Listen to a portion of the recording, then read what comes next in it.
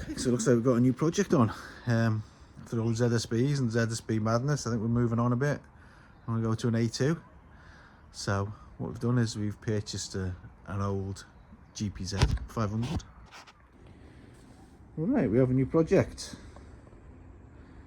A2, an A2 project. So we're going to see what we can do with this old GPZ5.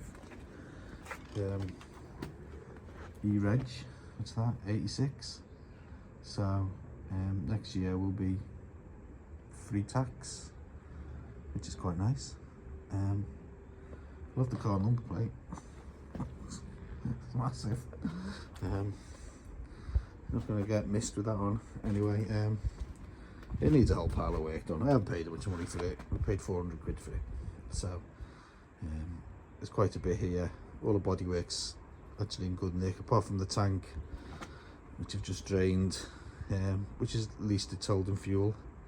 So that tank needs completely refurbishing. It's a bit rotten inside, but not too bad. Probably clean that up.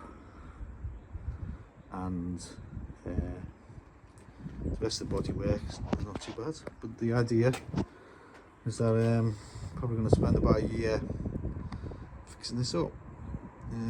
Better than watching the telly, Right, a bit of a look at it. It's pretty good actually. It needs loads of work, but you know what? It's not that bad. Some of the worst things. Let's go over some of the worst things. I'm happy with this exhaust. Could do with an exhaust. The downpipes look alright. I'm not sure what's going on there, but I think we'll. I think a new exhaust is really needed. Really make the bike look better. They're all fouls. These silencers are horrible. It looks like it's been restored, I think, at some point. I think the black frame's original, and it looks like it's powder coat. So I think at some point in the dim and distant past, it's been at least rebuilt or restored or something.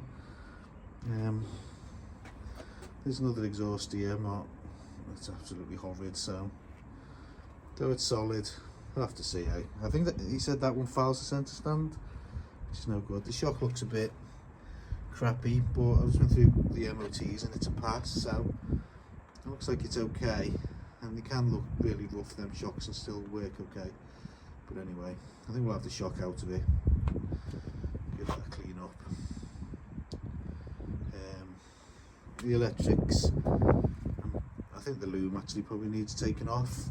Removing the entire loom and going through it and just checking it. Remove all the wrapping off it, check all the wires, and re-wrap it again. It's not that messed with. I can see there's some probably been damaged by the seat or something. All the cables are knackered. Needs new cables, so expected. Don't like this front tyre. I think it needs a nice new front tyre though. It's got a decent 45 on the back, which is not that worn. It's about three quarters left on it.